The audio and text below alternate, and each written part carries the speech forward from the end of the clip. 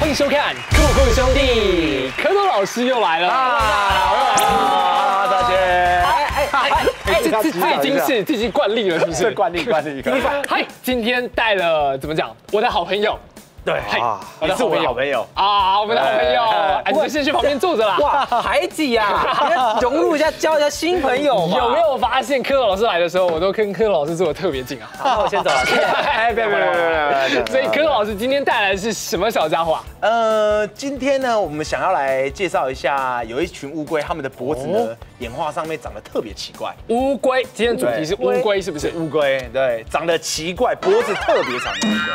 我看过最奇怪的乌龟是枫叶龟，枫叶龟头长得像三角形，那根本不是乌龟。对，下次我们可以来介绍。好，我们下次来看看枫叶龟。所以今天是介绍脖子长的乌龟，比如说一般乌龟是这样缩的脖子呢，就是说缩头乌龟嘛，对不对？它偏偏不缩头，它的头是这样放，像是落枕这样。对，有些是歪的放，有些是 S 型的放的。放不进去吗？放不太进去，因为它的脖子特别的长。怎么躲？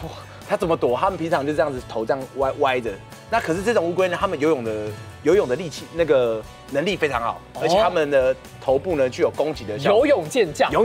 这边补充一点小小的重点好不好？有些乌龟其实不怎么太会游泳。对，有些乌龟是旱鸭子，虽然它是泽龟，可是它不太会游泳，是有这种乌龟的。所以其实从它的外观形态，其实我们可以来判别它会不会游泳。嗨，今天我们介绍的第一只，哇，它是一只好大只。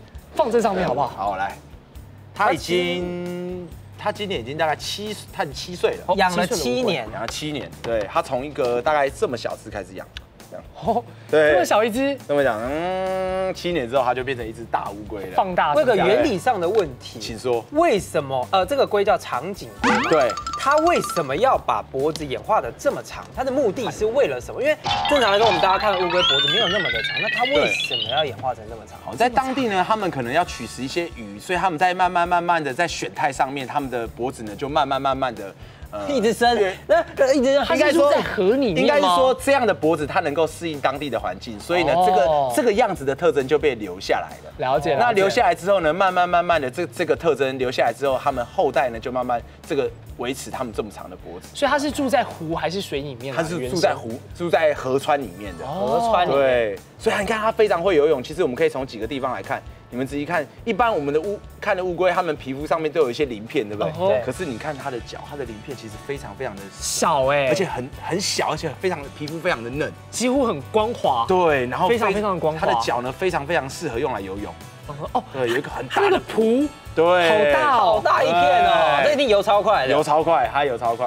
所以我们养它的时候要准备一个很大的鱼缸，让它可以这样游在里面拼命冲刺。通常养这种蛇颈龟啊，需要多大？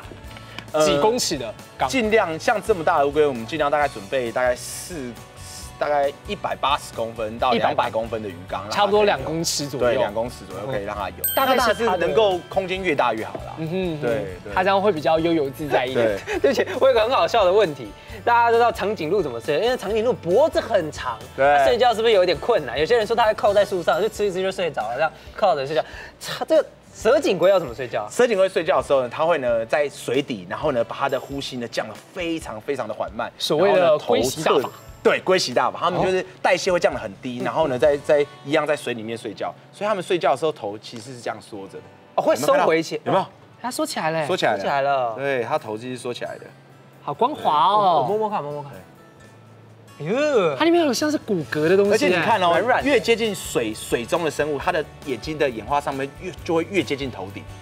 哦，哎，的确，它离头好近哦。对，它的眼睛呢会比较偏向比较上方的地方。这是为什么呢？因为它们住在水里面，它只要露出一个头，像鳄鱼一样。哦，对，他们可以看就可以了。对，可以看就可以了。然后呢，一有危险就马上冲到水里面。所以你看，它如果在陆地上的话，它走路起来其实很有趣。它必须要把脖子伸得很长，这样慢慢的走。对，所以有时候在澳洲或者一些当地的这种乌龟呢，他们会从一个湖走到另外一个湖的时候，就会在路上这样子慢慢的爬。哎，老师，对，回来，要掉下去了。好，我们把它放进去。这是蛇颈龟。所以你看，这个是它小时候，大概2岁左右，2岁多的小时候。养乌龟啊，真的需要做好功课，因为有些乌龟长大真的是大的非常会超乎你的想象。像我们在市面上最常看到的是什么？巴西龟。看那个巴西龟，水族店都卖这样。对，都卖那2公分，甚至还会把它用那个指甲油把它涂成绿色、红色各种颜色，不同颜色，七彩的，就小一只。你知道巴西龟长大是什么？是多大吗？巴西龟长大，比一下哦，大概这么大。巴西龟长大这么大，没有在给你乱 gay， 就是这么大，而且长得黑黑的，然后呢，一点都不讨喜。是，所以你在水族馆，你看到妈50块买一只，千万不要，no， 请确保你在家里有这么大，不是，甚至要比这个更大，比这个更大。这个是我们今天展示用的。这个它巴西龟长大就是这么大，就是这个最好就是你要养它，你就要至少你要有做功课，20-30年以上的打算。对，是不是有些乌龟还很久，活得比人还久？对，有些乌龟可以活50-60年，甚至超过100年。对，当然一般都是在50-60年左右。对。好，我们今天看到了这一只乌龟，可以告诉我们这只乌龟就是乌龟的拿法好不好？因为我家里都是小的泽龟，没有看到这么大的。好，所以像这种住在水面乌龟，它出来它一定会不高兴，它会这样子扭来扭，有没有？扭来扭去。好，所以呢，我们拿它的方法其实很简单，就是呢，拿住它的壳的后缘。拿壳后缘的时候，其实呢，这时候它的头就不容易攻击到你。然后呢，你也可以比较稳定的拿着它，直接抓着它。对，就抓着它这样子。哦，对。还有另外一种抓法，我自己在抓泽龟的时候，我是抓它的正底方，因为它的脚拨不到你。哦，这样也可以，或者是你这样一个拿它壳上缘，然后一个撑着它的壳的下缘，这样子也可以。这样它就拨不到你。对，这样它就拨不到你，这样也是一个方法。帮它洗澡的时候就是要这样。没事，挑逗一下它。你想要抓看吗？我吗？我自己有养过乌龟，所以我大概知道。你要不要试试看？我会怕不要怕。好，来，你试下。来，我来帮你。不是啊，它喷水啊。你一个手扶在它的上面。我先扶上面吗？扶上面，把它的壳撑住。对，好。然后呢，一只手呢抵住它的下巴。不用怕，不用。它在尿尿，还尿尿，因为他们遇到上岸的时候会把身体多余的水。会痛哎，指甲很尖的，指甲很尖哎，知道乌龟啊？对，乌龟。所以不然你就拿着它的壳的上方这样就好了。可它也会剥啊。我来帮你。我可不可以？老师你拿着。好，我拿着。好，我会帮你拿好，你放心。你准备好之后我才放开。我永远没有准备好。你不能放开啊。OK。老师要扶上面，你最好扶上面。扶下面。成功拿起来它了。对。这边不会怎么样哦，这边它的指甲拨不到了。对，比较拨不到你。我刚刚拿下面，它直接划破我的手哎。所以你看它现在离开水之后，他们会把身体多余的水分排出来，就会有没有？就会尿尿。尿尿。好，老师我可以还你了。可以，来，谢谢。对，我手真的被划破了啦。所以你看啊，养这些乌龟，你就要做好很多准备啊，包含你要有养它家里的准备啊，然后照顾好它食物的准备。不能帮乌龟剪指甲，不要帮乌龟剪指甲，听懂了没？有些乌龟它们剪太深的话，甚至会流血，会受伤。对，有些指甲就是剪了之后就长不回来了。对，其实。就是大自然里面，它每一个东西都是有功能，所以指甲是帮助它们走路很重要的。对，所以你可以放一些石头，让它自己去磨啊，这样就可以了。不要放太小的石头，它会吃掉。对，这个是蛇颈龟小时候，对，现在带来了。像我们刚才说蛇颈龟，它们在乌龟的分类上面，它们是属于蛇颈龟这个科的，所以它们头是这样子弯着，对，是有 S 型的。可是有一类的乌龟呢，它是侧着放的，绕枕，像绕枕这样放。难不成是侧颈龟？就是侧颈龟啊。对，所以呢，这一群的乌龟呢，它的脖子呢跟一般乌龟这样缩起来又有点不一样，它们脖子比例也是蛮长的，可是呢，它们是侧着放的。哦，没有蛇颈龟那么长啊。没有蛇颈龟那么长，可是它们平常。收起来睡觉的时候是这样子侧着放的，有没有？一般的乌龟是对，都躲进去了，缩头乌龟嘛，对不对？所以你刚才叫它侧头乌龟，侧颈龟，对。那这种乌龟呢，它们也是一样，喜欢住在水里面，然后吃一些鱼啊，或者是底下的一些螺贝类等等的。好像这只是一只男生的乌龟。哦，怎么分辨男生？要怎么看？怎么看男生的乌龟哦？好，那其实要看男女生的乌龟呢，有一个很重要就是看它的肚子。肚子，你说后面那个腹部的地方，对，腹甲的地方。哦，现在呢，我把它轻轻的翻过来，你们看一下啊。我把它翻过来。好，真好，有没有注意到它的背甲这一片凹进去的？哦，你说这个地方本来是平的，应该是平的。我们拿一只母的出来。哦，这一只是母的。这只是母的，好，刚好。这只超级好动。对，这只超级好动，它们平常喜欢住在水里面。哎，这就看得出来嘞。对，好，你看平的。凹的。还有什么性别特征呢？还有一个性别特征就是呢，因为呢，他们在交配的时候呢，公龟会叠在母龟的身上，是，所以他们的尾巴比例，公龟要特别的长。哦，对，所以你看，所以看尾巴也行。你看公龟的它的尾巴比例很长很长，缩进去了，缩进去了。好，可是母龟的尾巴只有一点点而已，就这样子一点点而已，就这样一点点。然后公龟差不多是这一条，对，公龟整条都是它的尾巴。这些性别特征呢，其实我有上网做了一些小功课。其实，在他们，如果你刚刚就是把乌龟带回家，常常就会说，哎，这是公的还母的？其实通常不会知道它是公的还母的，要等到成体的时候。对，就是要比较大一点的时候。所以有时候人家会跟你讲说，老板，我想要买1公1母，他可以2只小乌龟，说啊，2只就是1对，那个都是骗人的，小只一定看不出来，尤其巴西龟那么小小一只，它大概要长那么大只才看得出来。对，要比较大的时候呢，像巴西龟它还有一个特征还可以辅助它，比如说公龟它的指甲会特别长。哦，看指甲，可是不是每一只乌龟都有这种特征出来，对。所以你看，它们到离开水之后，它们就会比较稳定。而且你看，公龟呢，它们的比例是比较狭长的，母龟它的因为这里要生蛋，它的肚子会比较大，比较胖一点，对，比较大一点。好了，我们把它请回去。好，把它请回去好不好？它不是住这里的。对，它们非常喜欢游泳。哦，还有一个重点就是有些乌龟是个性比较凶悍，千万不能够养在一起。对。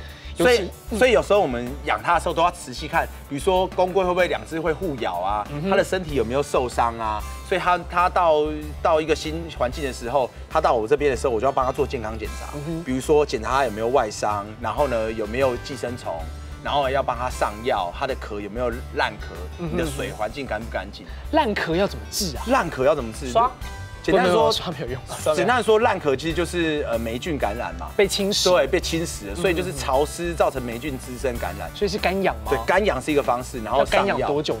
干养其实要看它的乌龟的状况不一样，所以我建议就是最好的方法还是要去找专门的兽医。了解。对，兽医先看完之后再帮你评估。他不是注册的。他不是别人家，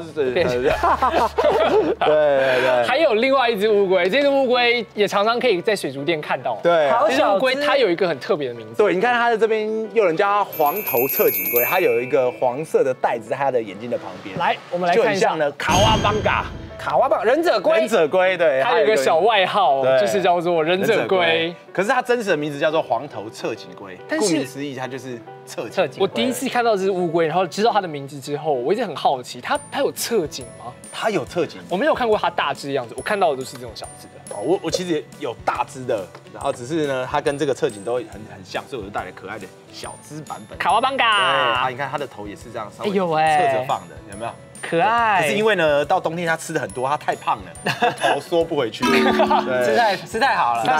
他想冬眠吗？对，他们其实不太需要冬眠，因为在我们的台湾，其实呢，这些乌龟它们温度适中。对，温度适中，而且我们会帮它加温，就是放一个灯，让他们可以觉得比较舒服。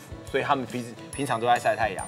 对，其实让它冬眠，乌龟冬眠其实不一定是件好事啊。对，因为可能一睡就对，如果你的乌龟并没有准备好这件事情的话，其实不是一睡就起不来了。不要，我们把它放回水里面好了。回去吧，我救了它一命。对啊。所以其实乌龟很有趣，你可以看到不同种的乌龟，它们在演化上面，有些是缩壳的，有些头缩不进去，有些肚子会特别小，对不对？像蛇颈龟，它就脖子特别的长。还有枫叶龟，我真的对枫叶龟很好奇。下次我们来做一集那个大自然里面藏在大自然里面的生物，我们就可以枫叶龟真的是你把那些东西撒在一起，你根本分辨不出它真的在哪。好像拟态的，你有看过吗？我没有完全，我只有听过。就你刚刚讲枫叶龟，所以它头长得像枫叶，它是来保护吗？对，它全身长得都像枫叶，让大家以为它是一个枫叶停在那里，然后就是枫叶，就像一个石头一样。对，真的是超级像的。对，酷毙了！所以你看，大自然生物永远介绍不完，有太多可以讲。我们还可以见到柯老师好多次。好嘞，今天这集 episode 就到这里，谢谢柯老师，谢谢各位喜欢今天这集 episode， 如果喜欢的话，记得帮我们点一个喜欢。下一集想看到什么，留在下方留言告诉我们。除了哥斯拉之外，其他应该都有办法吧？我们下期再见喽，拜拜。